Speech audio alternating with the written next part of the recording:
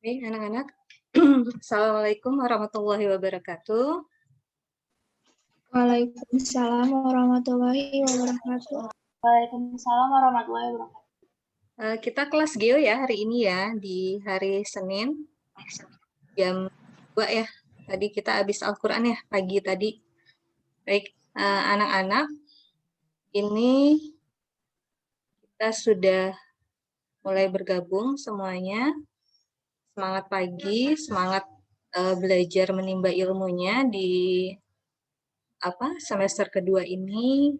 Kita sudah lanjut ke materi berikutnya. Tetap menjaga kesehatan ya, kita tetap menerapkan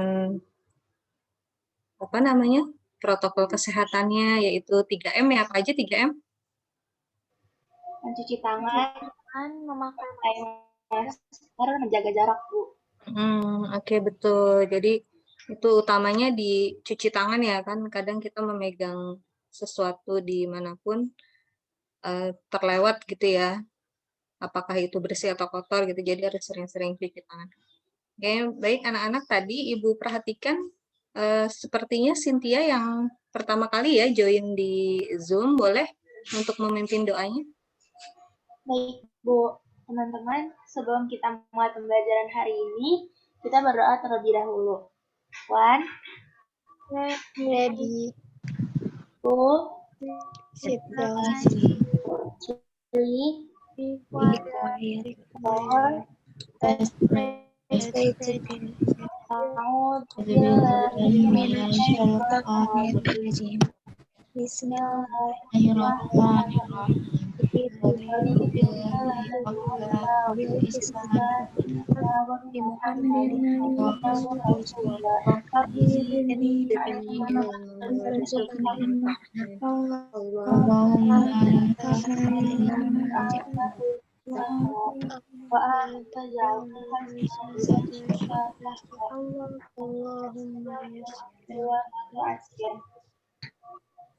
Amin amin ya rabbal alamin. Terima kasih Cynthia sudah memimpin doanya untuk pertemuan pagi ini. Selanjutnya Ibu akan mengecek presensi. Ibu panggil satu-satu, kalian bilang hadir ya. Yang pertama dari Cynthia hadir. Hadir, Bu. Hansa hadir. Hadir, Bu. Filza hadir. Hadir, Bu. Haura hadir. Hadir, Bu. Nisrina hadir. Hadir, Bu.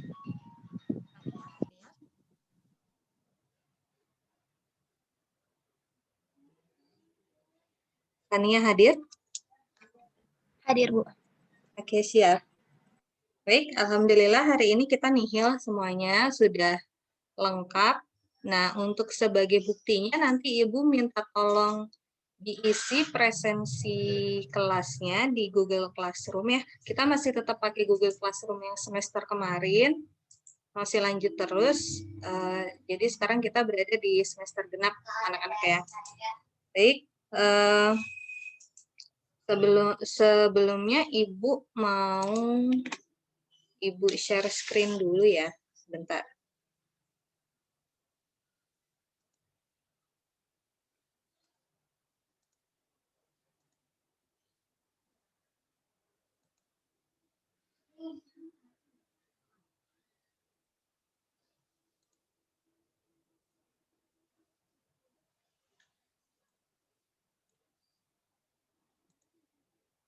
Baik anak-anak, ini tadi ya untuk Google Classroom-nya, kamu tinggal tuliskan presensi di sini.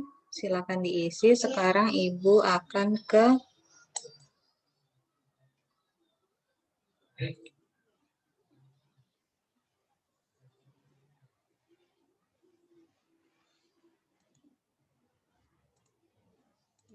PowerPoint. Mohon maaf ini agak lama.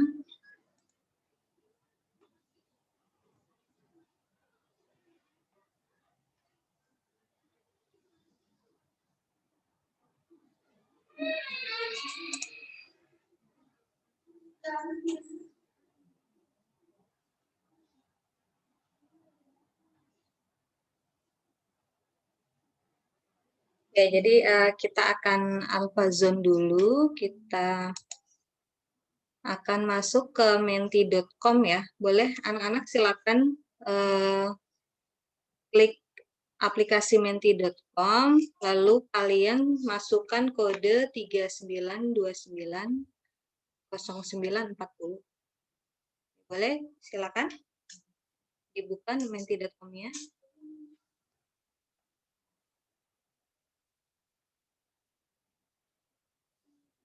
Tiga 39290940.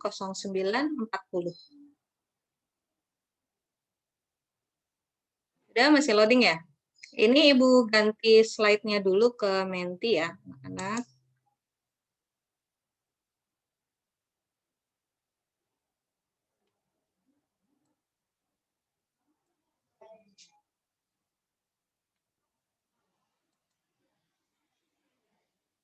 Ya, baik, ini tampilannya.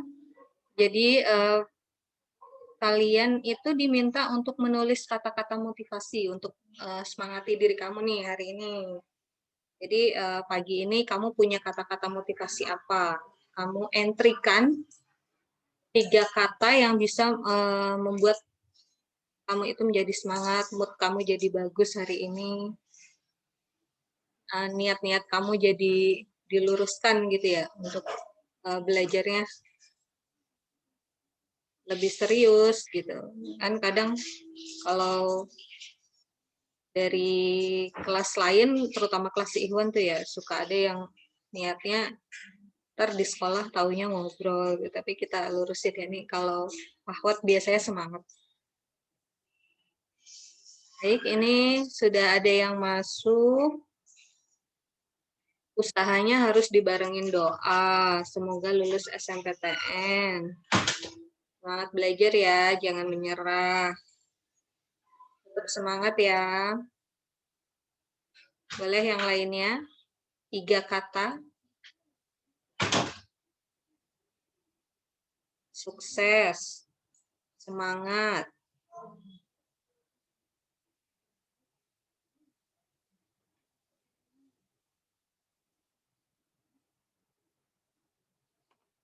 Yang lainnya ada lagi?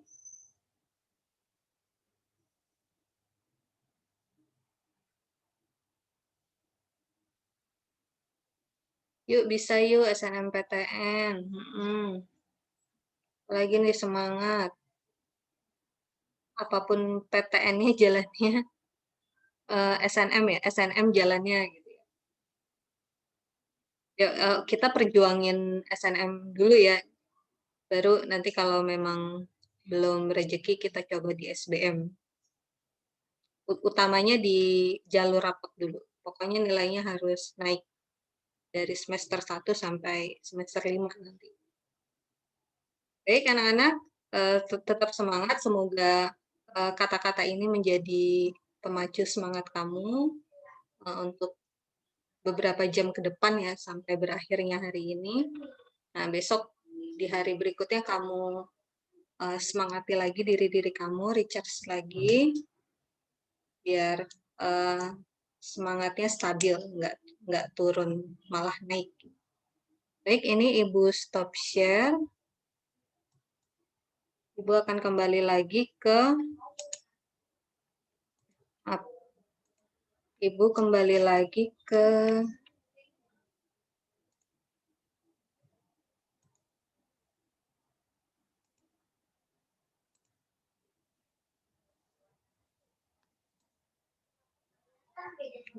berikutnya Ibu akan ke pengenalan materinya. Di semester genap ini kita akan ada di materi kependudukan. Kependudukan itu mengalami dinamika atau perubahan. Nah, perubahan-perubahan ini akan kita pelajari gitu, terutama di kependudukan yang ada di negara kita, yaitu negara Indonesia. Nah, dinamika ini akan berhubungan dengan perencanaan pembangunan gitu. Biasanya nanti menjurusnya penduduknya harus yang bagus, berkualitas gitu ya. Berharapnya menjadi suatu negara atau wilayah yang maju gitu. Nah, selain itu kalian juga akan bermain data di dalamnya. Kita akan bermain data kependudukan, membuat peta, ada tabel-tabel atau gambar-gambar yang ada di dalamnya. Ini baru secara umum. Kita ada tujuan pembelajarannya. Tujuannya itu kamu nanti akan diharapkan bisa menganalisis sumber data kependudukan, piramida penduduk, lalu kita akan menghitung seks rasio dan dependensi rasio. Nah, selanjutnya juga kamu akan diharapkan bisa merancang dan mengkomunikasikan gambar piramida. Gitu. Nanti kita akan membuat piramida ya. Oke, untuk fokus materinya, kita akan ada di sumber data kependudukan, komposisi penduduk, dan piramida penduduk. Baik, anak-anak, selain materi yang akan Ibu sampaikan tadi, kalian juga harus tahu untuk penilaiannya ya gitu. Jadi selama pembelajaran hari ini, sistem penilaian dari Ibu itu yang pertama Ibu akan melihat keaktifan kamu gitu ya. Ketika kamu nanti menyampaikan pendapat, berdiskusi gitu, tanya jawab. Nah, ketika kamu aktif, Ibu akan memberikan penilaian-penilaian dari sikapnya gitu. Terutama untuk kesopanan dan kesantunannya. Nah, terus yang kedua, Ibu akan menilai dari penilaian LKPD. Ya, kalau Ibu bilangnya paper ya, LKPD itu lembar kerja peserta didik. Tapi Ibu bilangnya paper aja biar mudah diterima. Selanjutnya Ibu akan mengambil penilaian dari kuis harian. Nanti ada kuis harian yang Ibu sertakan di pembelajaran hari ini. Baik, anak-anak, selanjutnya kita akan coba ke materi. Ibu akan tayangkan video. Oh, Ibu stop dulu, maaf.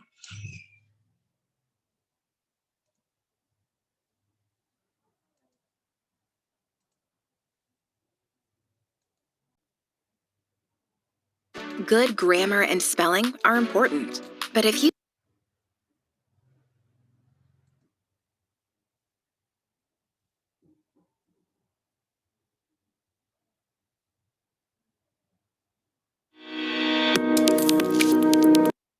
Apakah suaranya terdengar, anak-anak? Terdengar, Bu. Terdengar, Bu. Baik, Ibu boleh lanjutkan ya videonya. Kalau naik komuter lain udah berasa penuh sesak, coba kamu bandingin deh keadaan kereta dengan negara-negara ini. Meskipun sama-sama transportasi umum, ternyata nggak semua fasilitas ataupun perilaku masyarakatnya di setiap negara sama. Nah, inilah perbedaannya yang wajib kamu tahu, guys. Tapi sebelumnya klik subscribe dulu ya bagi kamu yang belum, biar kamu nggak ketinggalan info-info menarik dari The Shiny Peanut lainnya. India. Semenjak kasus pemerkosaan gadis di kereta mencuat, pemerintah India dengan sigap membuat langkah guna memberi kesan aman dan nyaman bagi penumpang wanita dengan memberlakukan kereta khusus wanita, guys. Sayangnya hanya ada 2 kereta yang beroperasi setiap harinya. Dan akibatnya jadi begini deh situasinya.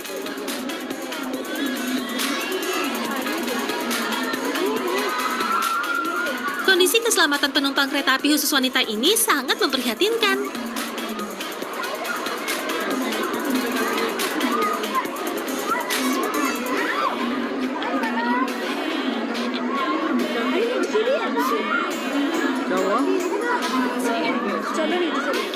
Nah, ternyata guys, dengan adanya gerbong khusus wanita ini nggak berpengaruh dengan situasi yang terjadi di saat pagi dan sore hari. Wanita-wanita ini naik kereta tanpa memikirkan keselamatan. Mereka saling mendorong dan melompati pintu kereta sebelum kereta berhenti dengan sempurna. Wah, kalau begini sih malah jadi bahaya banget ya guys.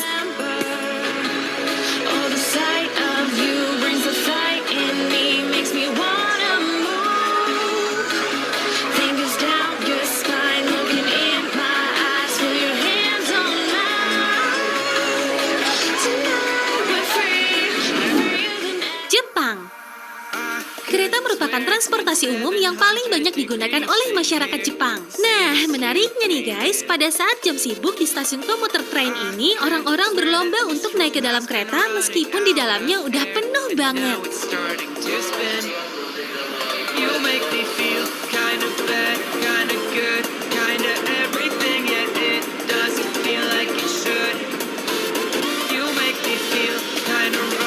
Dan juga ada petugas yang membantu mereka mendorong hingga masuk ke dalam kereta. Dan mereka akan tetap memaksa masuk meskipun terlihat udah nggak muat lagi. Hal seperti ini sudah biasa dan normal di jam-jam sibuk di stasiun kereta Jepang.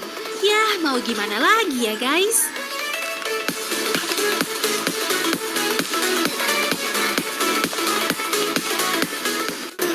New York.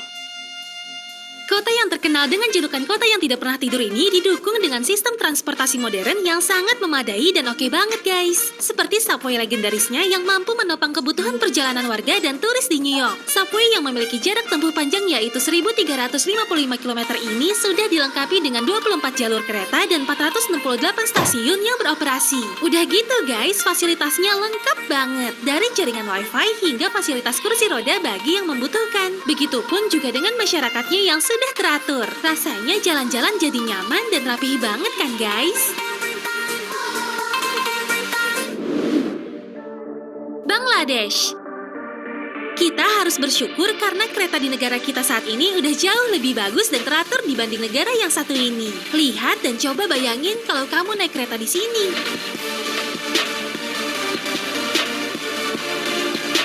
Terutama di ibu kotanya Dhaka. Di kota yang berpenduduk 8,5 juta orang ini menggunakan kereta sebagai alat transportasi setiap hari. Dan mereka naik kereta bak bertaruh nyawa guys. Lebih dari 2.000 orang memadati stasiun setiap harinya. Mereka tanpa takut berdiri di pintu kereta, bahkan sampai duduk di atap kereta. Gak cuma laki-laki aja, tapi wanita juga ikutan naik ke atap kereta tanpa takut pelecehan. Dan anak-anak pun juga nekat ditaruh di atap loh.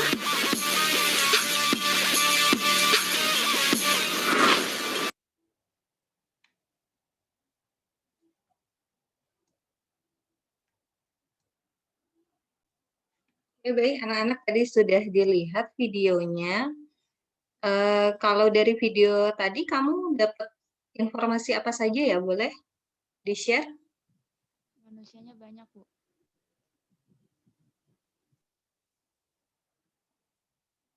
Ibu tunjuk boleh? Dari siapa ya? Dari Haura? Kamu lihat apa? Kondisi perkereta apian di berbagai negara, Bu. Oke, transportasi kereta ya yang ada di berbagai negara. Apalagi? Kamu dapat informasi apa lagi? Siapa, Nisrina atau Filza? Manusianya banyak, Bu. Manusianya banyak. Apalagi? Orang yang naik kereta desak-desakan, Bu. Orang yang naik kereta desak-desakan gitu. Jadi di suatu negaranya apa aja tadi? India, Jepang. Ya, Jepang. Yang terakhir kita lihat itu tadi, ya Allah banyak sekali ya, sampai ke atap kereta itu. Terdekat dari Indonesia juga ada Bangladesh tadi ya.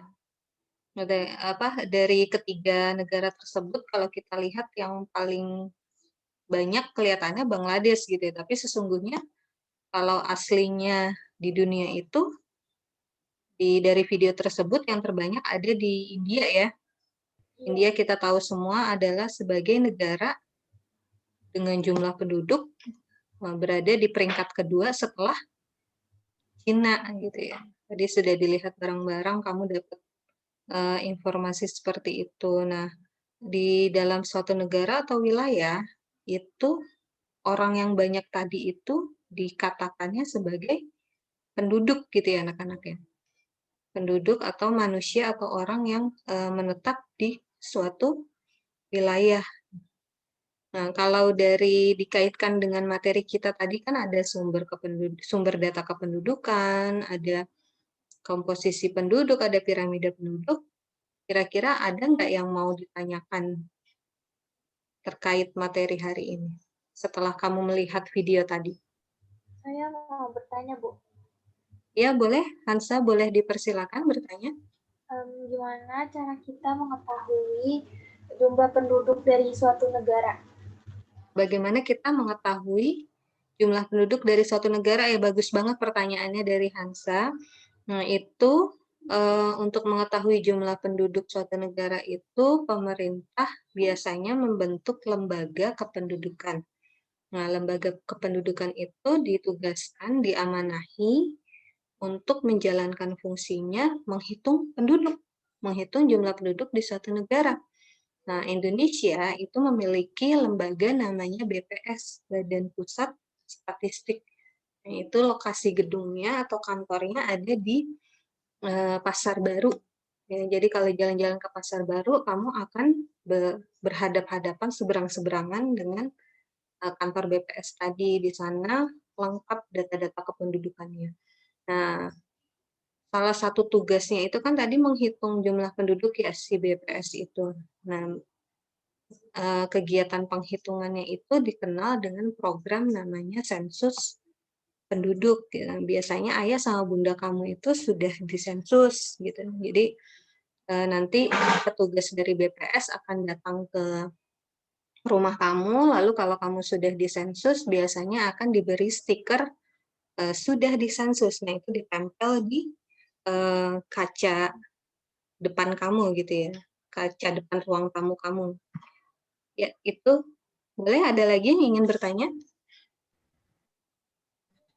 Ibu, saya izin bertanya. Kalau kita sudah Ya, oh iya mengetahui Sania, jumlah boleh. penduduk, manfaat kita akan mendapatkan manfaat. Kalau kita sudah tahu jumlah penduduknya, kita dapat manfaat apa? Gitu. Jadi kita bisa tahu nih kekuatan bangsa tersebut itu dari segi sumber daya manusianya. Gitu. Jadi sumber daya manusianya itu bagaimana, jumlahnya berapa, kualitasnya bagaimana, dari pendidikannya, kesehatannya, pendapatannya, gitu kan. Nah, nanti dari sumber daya manusia yang sudah ketahuan itu, kita bisa tahu ini negara maju apa negara berkembang ya. Kayak misalkan di Eropa gitu, rata-rata pendapatannya tinggi, pendidikannya sangat tinggi. Nah, otomatis kita juga langsung mengklaim negara itu, oh negaranya maju gitu.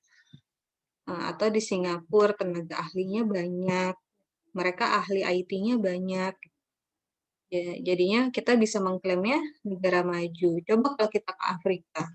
Oh, di Afrika, misalkan negara Ethiopia gitu ya. Masyarakatnya banyak yang kelaparan gitu. Berarti dari segi kualitas kesehatannya buruk gitu ya. Kekurangan gizi, kurus, bahkan sakit menahun gitu, nggak sembuh-sembuh. Ya udah akhirnya kita mengklaimnya sebagai negara kurang maju gitu ya, tidak maju gitu. Kan kalau orang sakit tidak bisa bekerja, kalau tidak bekerja berarti tidak bisa menghasilkan pendapatan atau gaji ya. Berarti mereka nggak punya uang. Nah, itu seperti itu salah satunya untuk mengetahui kekuatan sumber daya manusianya. Boleh ada lagi yang ingin ditanyakan?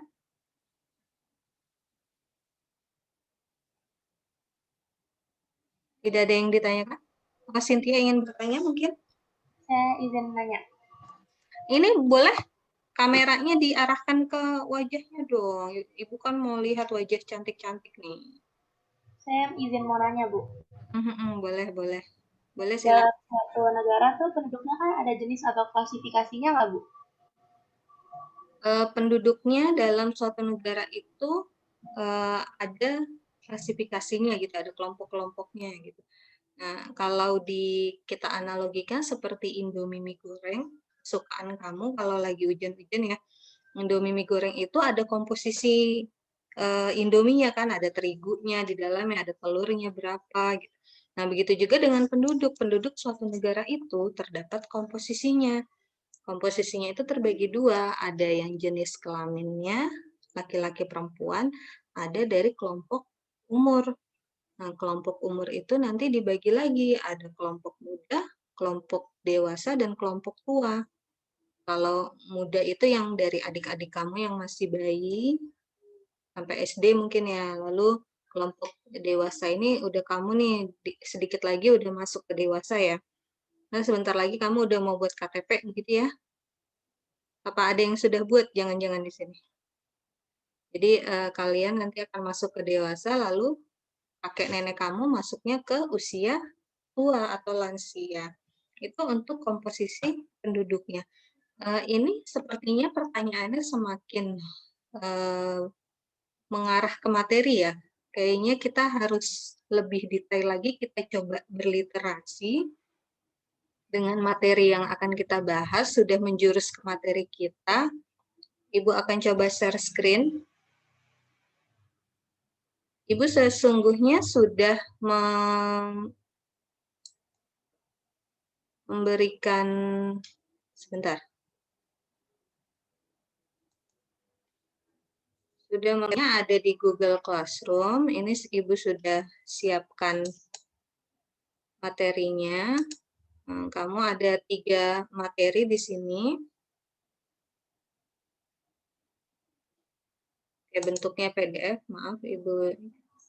Nah, ini ada 3 materi, nanti kamu silakan berliterasi, dan Ibu minta nanti juga tambahan dari e-book yang ada di tablet, e-book geografinya juga dibaca untuk tambahan materinya, karena ini sifatnya hanya ringkasan kalau yang Ibu share di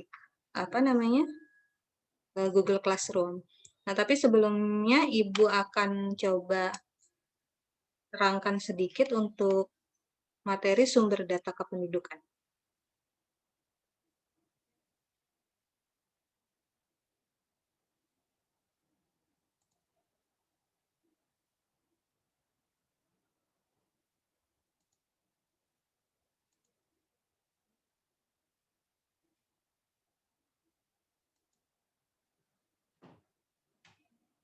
Oke, jadi materi hari ini kita akan belajarnya terutama di apa itu penduduk, lalu apa itu sensus penduduk, registrasi penduduk, survei penduduk, dan tadi ada hubungannya dengan pertanyaan kamu juga.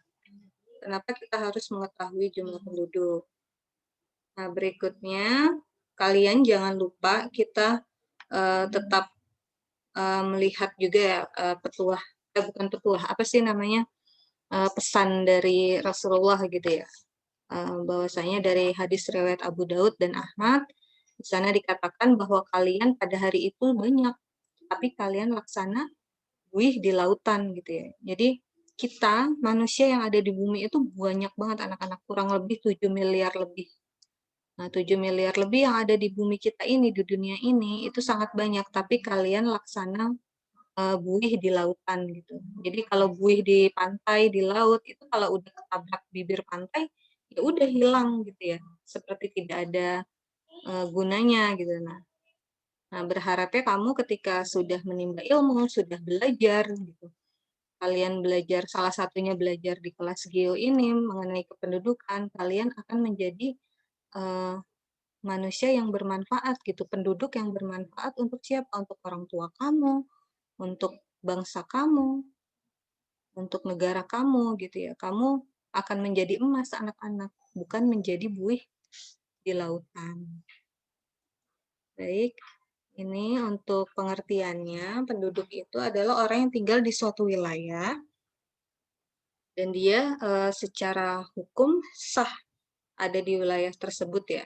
Nah, kalau di kita itu kamu dikatakan penduduk Indonesia apa buktinya? Nah, biasanya nanti kalau udah 17 tahun kamu akan boleh membuat KTP. Nah, itu buktinya kalau kamu adalah penduduk Indonesia.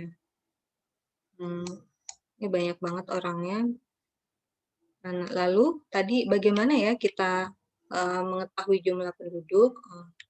Ternyata dengan sensus penduduk, menghitung jumlah penduduk yang dilakukan oleh BPS, waktu rentangnya itu 10 tahun sekali. Nah, terakhir Indonesia melakukan sensus itu tahun 2020. Nah, ini tagline-nya itu mencatat Indonesia. Tahun kemarin ya, ada sensus penduduk. Lalu jenisnya ada 2, ada de jure, ada de facto. Kalau de jure itu sensusnya berdasarkan tempat tinggal, jadi petugasnya datang ke rumah kamu, didatangin sesuai alamat tinggal di KTP. Lalu juga ada sensus de facto, sensus yang dilakukan tidak di tempat tinggal penduduk tersebut. Jadi misalkan Sania sama Filza lagi jalan-jalan ke Bali, padahal Sania sama Filza rumahnya di Jakarta kan. Nah, pas lagi di Bali itu ada sensus.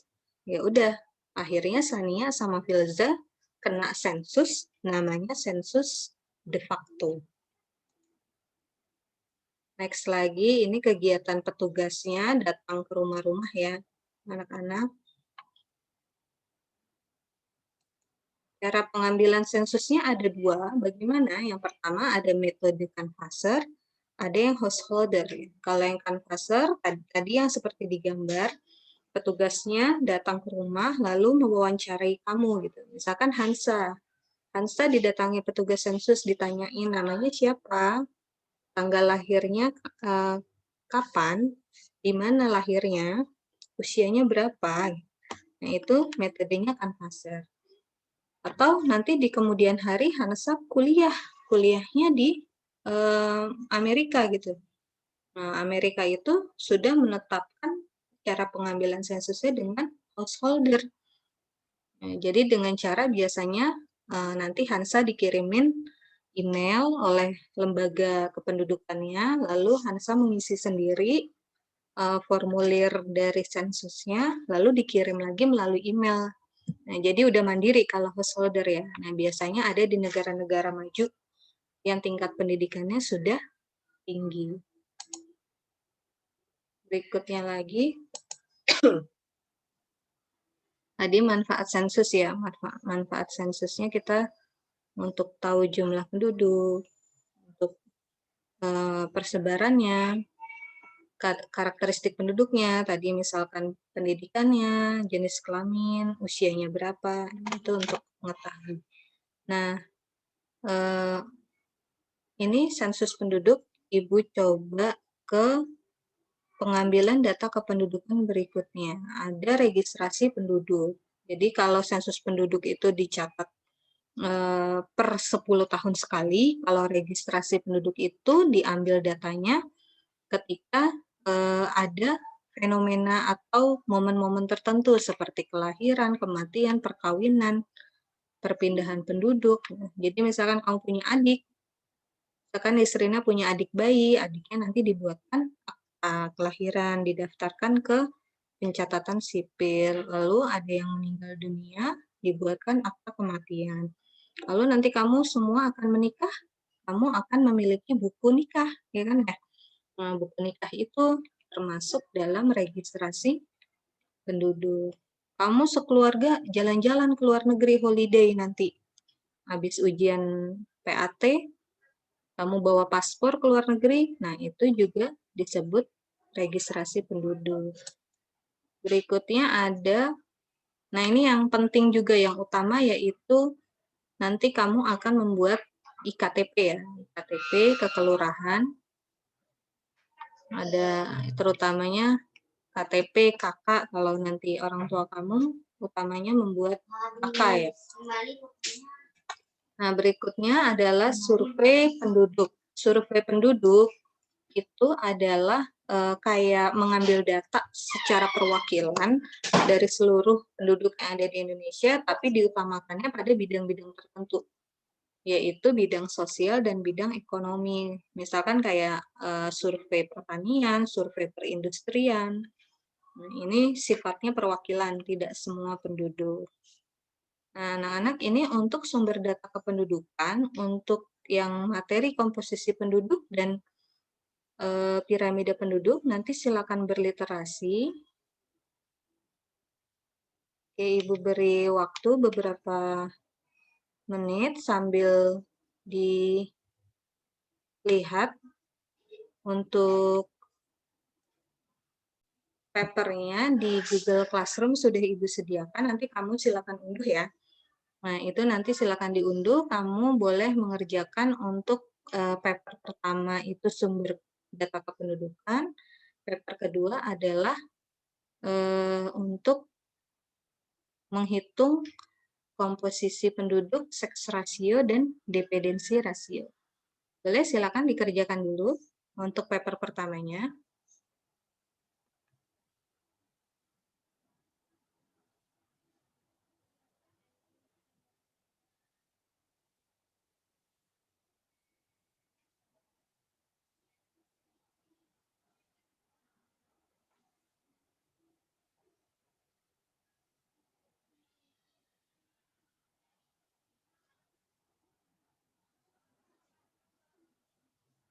Baik, anak-anak sudah selesai untuk yang paper pertama, nanti silakan diunggah.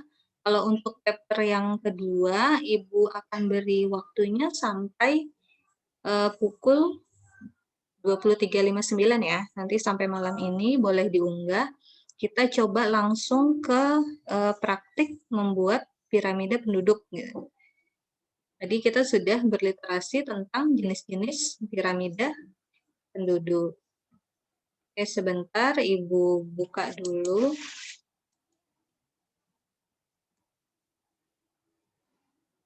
Kita akan membuat piramida penduduknya dengan Microsoft Excel ya. Di paper ketiga sudah Ibu sertakan tutorialnya sebenarnya di YouTube. Kamu nanti tinggal lihat.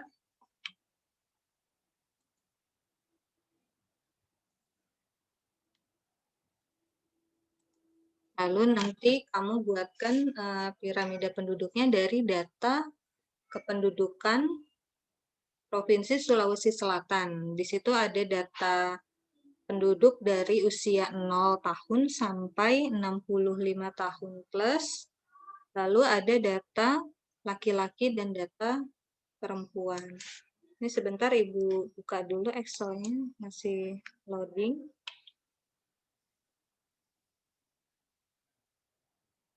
Nah, langkah pertama kamu silakan kopas dulu data yang ada di paper ke Excel.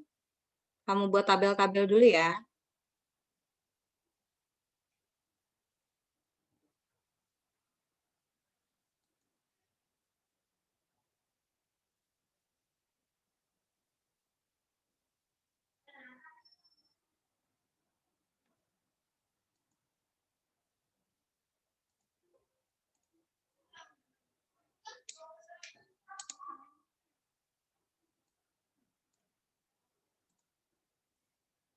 Oke, ini Ibu coba tampilkan piramida. Ibu sudah buat, nanti tinggal mengikuti saja. Oke, di sini Ibu sudah mengkopas datanya anak-anak. Nah, ini datanya untuk kelompok umurnya dari 0 sampai 4 tahun sampai 65 plus ya. Nah, dan di kolom keduanya ada laki-lakinya, sudah Ibu pindahkan, perempuannya juga, lalu jumlah. Nah, untuk langkah berikutnya dari kelompok umur sampai perempuan, nah ini kamu kopas, pindahkan ke kolom F. Nah, nanti hasilnya seperti ini kan. Nah, ini hasilnya, ini umurnya, kelompok umurnya.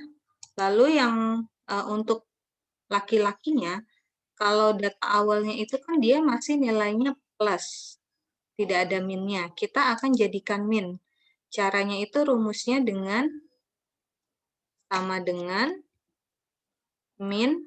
Nah, kita lihat kolom angka yang laki-laki itu 0 sampai 4 tahun ada di sel berapa? Dia ada di sel B dan berada di baris keempat ya. Row keempat, lalu kita tulis saja B4. Lalu kita tinggal enter. Nah, berubah ini. Berubah hasilnya menjadi minus gitu. Nah, ke bawahnya itu kalian tinggal tarik aja ke bawah. Blok, selnya kita tarik ke bawah, lalu hasilnya menjadi min semua. Nah, dari data ini kita blok lagi anak-anak. Kita akan buat grafik, klik insert. Lalu kamu pilih bar, insert bar. Jadi grafiknya yang tulisannya bar. Lalu kamu tulis more bar, klik more bar. Nah, kamu klik yang ini. Kamu pilih yang ini, klik, lalu oke. Nah, ini sudah jadi, kamu tinggal edit. Kamu besarkan. Nah, tinggal dikasih judul. Nah, kamu ikuti langkah-langkah yang ada di YouTube ya anak-anak ya. Silakan kamu buka Microsoft Excel-nya. Tadi sudah dipindahkan ya datanya. Kamu kerjakan. Boleh langsung dibuat piramidanya. Nanti jangan lupa kamu analisis dari piramida tersebut. Oke, Ibu stop share.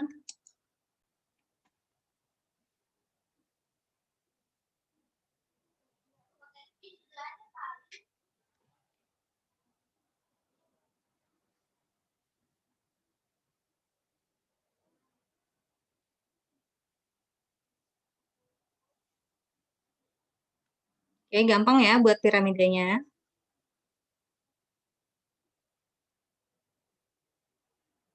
Ada yang kesusahan nggak?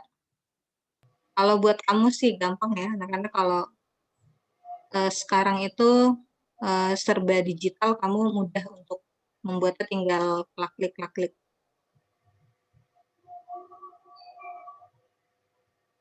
Boleh, Nisrina sudah? Sudah, Cynthia sudah? Dia mana ini wajahnya nggak kelihatan?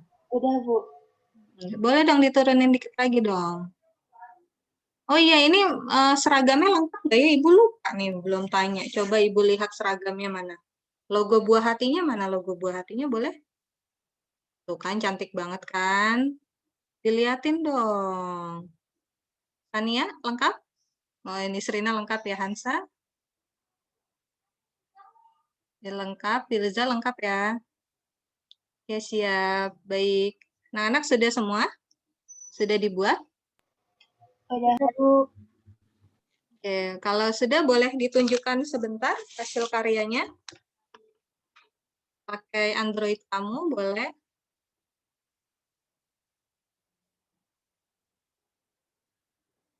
Nah, boleh didekatkan agak silau. Oke, sebentar Ibu ambil fotonya dulu ya. Sania sudah boleh nggak? Oke, sebentar Ibu ambil fotonya dulu untuk bukti. Belum, sebentar. Aura, Bu Haura boleh tunjukkan ulang? Mohon maaf, sebentar. Masih loading. Filza.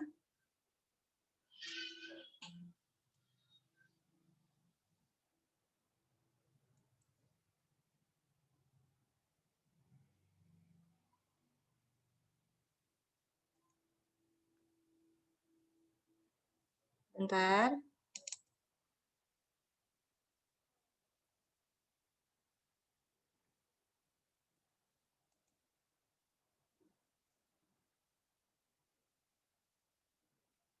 Ya, sudah anak-anak. Terima kasih.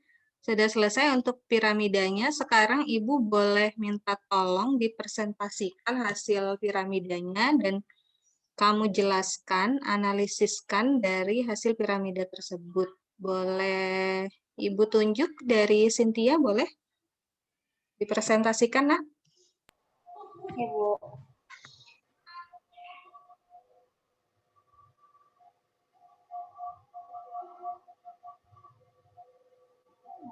Assalamualaikum warahmatullahi wabarakatuh. Udah kelihatan belum, Bu? Ya, sudah kelihatan. Bagus banget. Berikut adalah piramida penduduk yang udah saya buat dengan menggunakan Microsoft Excel. Piramida penduduk Provinsi Sulawesi Selatan tahun 2015 memiliki jenis piramida ekspansif dengan komposisi penduduk 4,1 juta penduduk laki-laki dan 4,3 juta penduduk perempuan. Usia berdasarkan kelompok umur paling banyak berada di usia 15 sampai 19 tahun, baik laki-laki maupun perempuan, dan usia paling sedikit berada di usia 60 sampai 64 tahun. Sulawesi Selatan tahun 2015 memiliki jumlah lansia terbanyak pada usia 65 ke atas. Sekian, terima kasih. Oke, terima kasih Cynthia.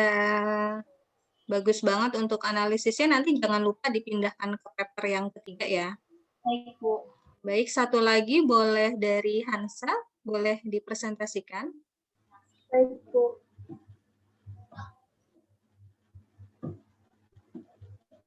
Udah ada kan, Bu, gambarnya? Masih loading. Ya, sudah. Assalamualaikum warahmatullahi wabarakatuh. Misalnya, Piramida yang sudah saya buat adalah piramida berjenis ekspansif dengan komposisi penduduk terbanyak ada di usia muda rentang 0 sampai 19 tahun dan sedikit usia tua ada di rentang 50 sampai 64 tahun. Jumlah penduduk perempuan lebih banyak daripada jumlah penduduk laki-laki. Jumlah penduduk perempuan terbanyak ada di rentang usia 0 sampai 4 tahun dan jumlah penduduk laki-laki terbanyak ada di usia 0 sampai 4 tahun juga. Terima kasih. Oke, terima kasih Hansa. Nah, ini bagus juga ini analisisnya. Anak-anak semua, itu berikut adalah piramida yang sudah kamu buat. Tadi sudah ada temannya yang mempresentasikan, yang lain silakan membuat analisis juga, dilengkapi paper yang ketiganya, lalu nanti diunggah juga di Google Classroom. Waktunya juga panjang, Ibu beri waktu sampai jam 23.59. Jangan lupa ya anak-anak ya, jangan sampai kelewat waktunya. Jadi kalau ada kelewat waktunya mungkin ada pengurangan nilai di LKPD-nya nanti. Oke, kan tadi kita punya 3 sistem penilaian ya, salah satunya ada penilaian LKPD. Oke, kalau bisa on time untuk pengumpulannya. Baik, anak-anak, Ibu akan selanjutnya men-share infografis dari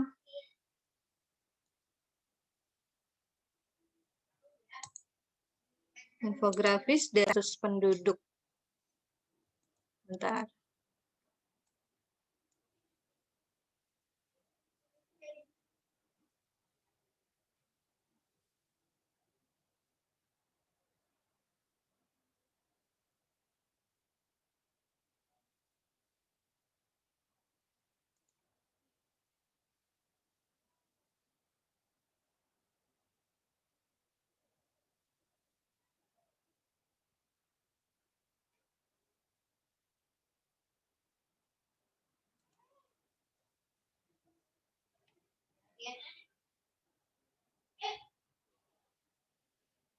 Sebentar, masih loading. Sudah muncul ya.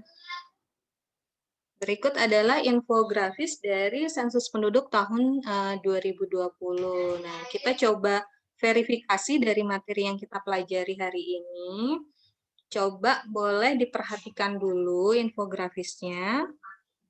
Data-data kependudukan yang terkait materi hari ini silakan kamu jelaskan. Kamu sebutkan data-datanya. Apa yang kamu temukan dari infografis ini? Boleh dari siapa dulu? Haura ya? Iya, Bu.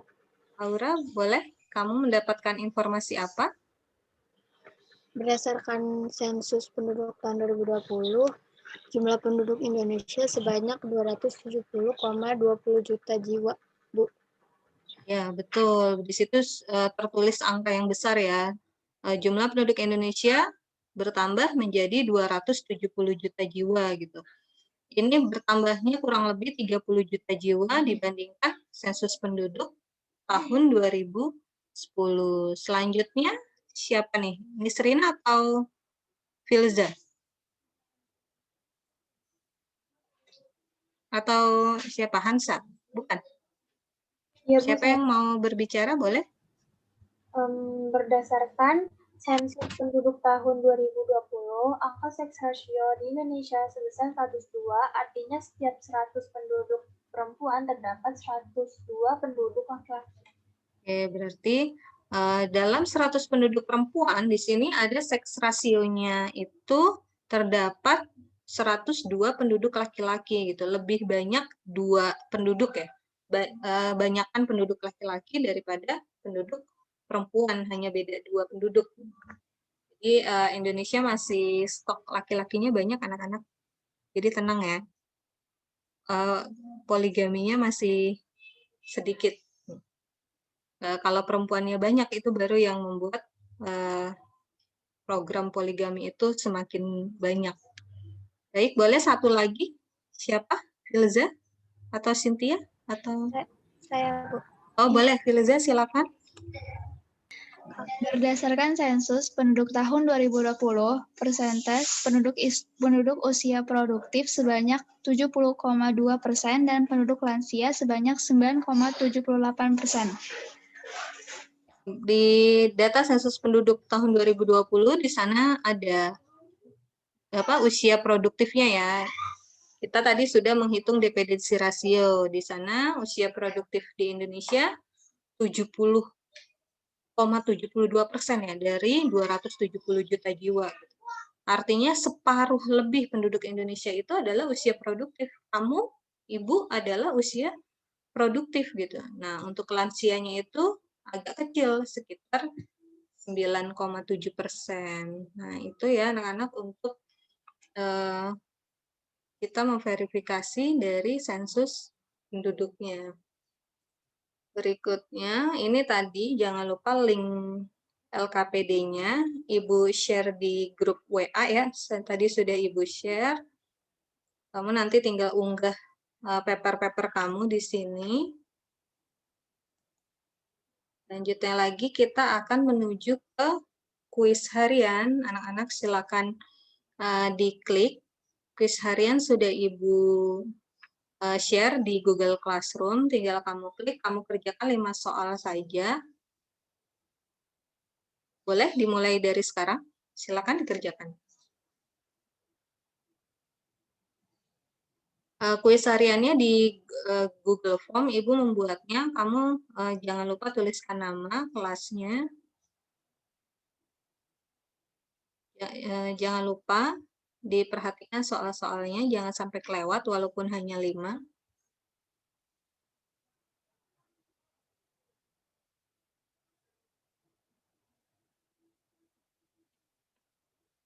Lalu kamu klik kirim atau submit, jangan lupa.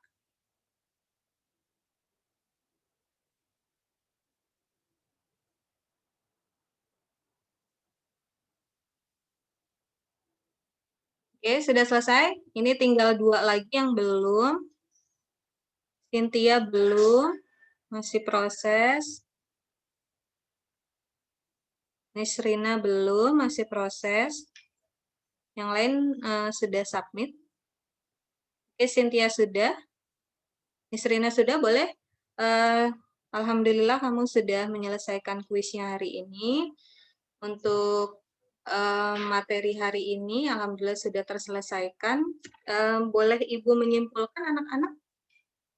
Hari ini kira-kira kamu mendapat materi apa aja? Kamu mendapat ilmu apa saja hari ini? Boleh disimpulkan? Dapat mengetahui apa itu penduduk, Bu. Bisa mengetahui apa itu penduduk. Apalagi? Bisa tahu jenis sama metode sensus penduduk, Bu.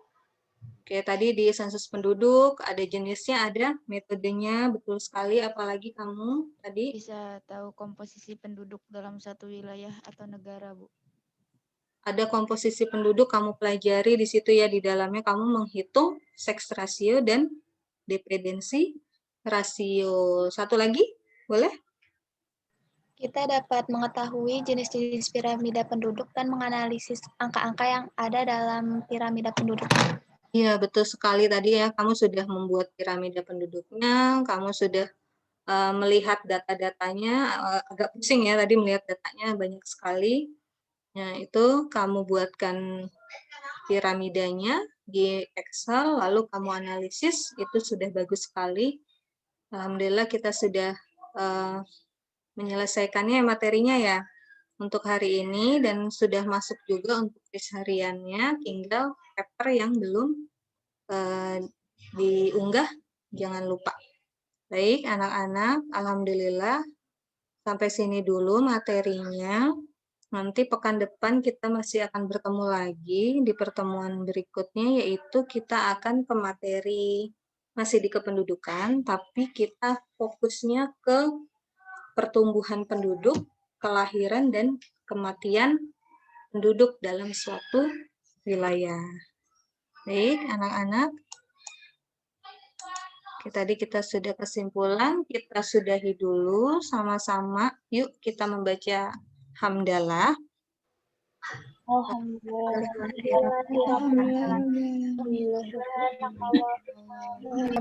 Baca doa penutup majelis. Subhanaka Allahumma bihamdika asyhadu an la ilaha illa anta astaghfiruka wa atubu ilaik. Sampai jumpa pekan depan. Sehat semuanya. Ya, makasih Bu. Terima kasih, Bu. Warahmatullahi wabarakatuh. Waalaikumsalam warahmatullahi wabarakatuh. Bu izin pamit ya anak-anak ya. Iya Bu. Iya, Bu. Makasih, Bu.